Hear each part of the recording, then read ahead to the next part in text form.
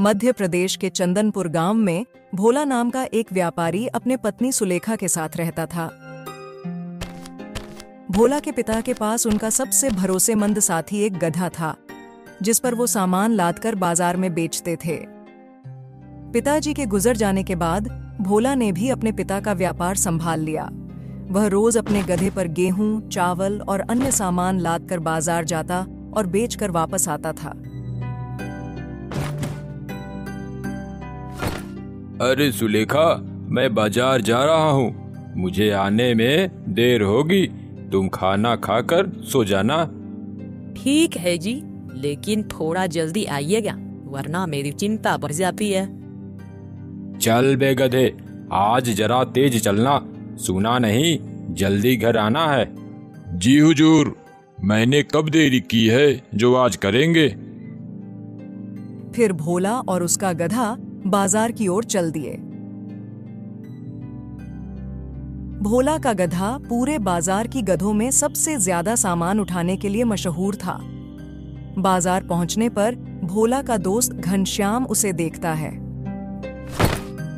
अरे भोला, क्या बात है, तुम्हारा गधा तो पूरे बाजार भर में सबसे ज्यादा बोरी उठाता है। एक काम करो, ये गधा तुम मुझसे बेच दो। अरे नहीं घनश्याम, ये गधा मेरे पिताजी की आखिरी निशानी है, इसे मैं किसी भी कीमत पर नहीं बेच सकता। लेकिन घनश्याम, तुम्हारा गधा तो कद काठी में मेरे गधे से भी बड़ा दिखता है, फिर ये काम क्यों नहीं करता। अरे भोला, कद काठी में बड़ा होने से कुछ नहीं होता। दिखने में तो मजबूत है, पर ये बहुत आलसी और कामचोर है। दिन भर खाता है और काम के नाम पर ढेला भी नहीं हिलाता।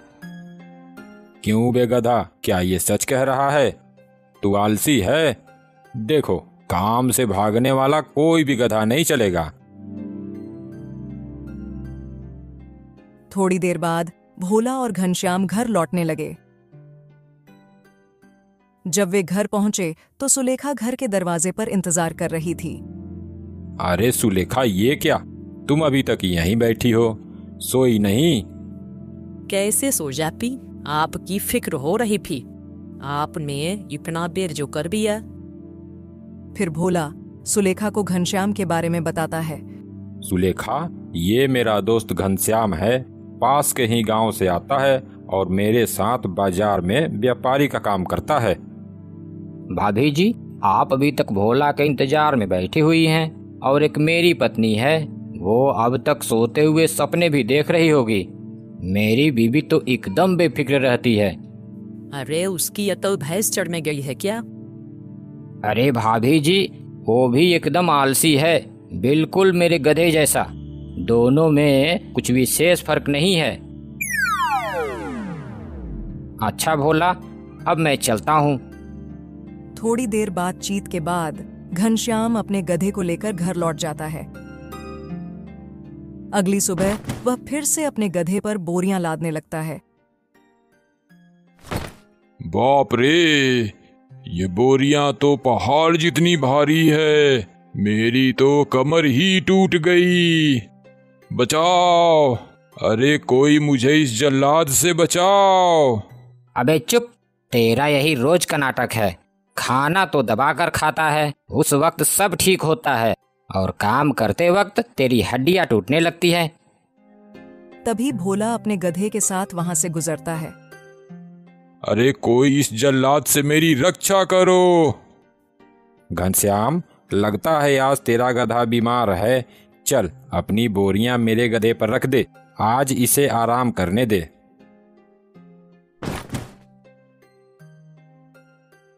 मुझे मूर्ख समझा है बच्चू, शरीर से गधा हूं, दिमाग से नहीं। भोला ने घनश्याम की बोरियां अपने गधे पर लाद लीं और दोनों बाजार की ओर चल दिए। शाम को लौटते वक्त दोनों गधों की बातें करते हुए लौट रहे थे। तू नहीं जानता भोला, मेरा गधा बीमार उमार कुछ नहीं है, इसका रोज का यही नाटक है। वह बहुत ही आलसी है, इसी वजह से हमें सामान सस्ते दामों पर नजदीक के बाजारों में ही बेचना पड़ता है। ओहो, तो ऐसी बात है, फिर देखो कल इस कामचोर गधे को हम कैसे सबक सिखाते हैं। फिर दोनों अपने अपने घर जाते हैं। अगले दिन घनश्याम ने फिर से अपने गधे पर बोरियां लादनी शुरू की और गधा फिर से चिल्लाने लगा, अरे मर गया रे, कोई बचाओ मुझे, मेरी हड्डियां टूट गई। तभी भोला फिर वहां से गुजर रहा होता है और वह हंसते हुए कहता है, अरे रहने दे घनश्याम, आज भी इसे बाजार नहीं ले जाएंगे। इसे आज भी यहीं आराम करने दे और इसकी पीठ पर लदी बोरियों को भी नहीं उतारना। आज इसे ऐसे ही छोड़ दे। सुन रहा है ना, आज तुझे इन्हीं बोरियों के साथ आराम मिलेगा। अरे नहीं नहीं, ऐसा मत करो, मैं मर जाऊंगा। अब से जैसा कहोगे मैं वैसा ही करूंगा।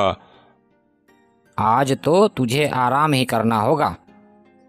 घनश्याम ने भोला की बात मानी और गधे को बोरियों समेत वहीं खड़ा छोड़ दिया। गधे ने थोड़ी देर इधर उधर देखा, लेकिन जब किसी ने बोरियां हटाने की कोशिश नहीं की तो उसे समझ में आ गया कि अब कोई उसकी मदद नहीं करेगा। धीरे धीरे वह बोरियों को लेकर चलने लगा।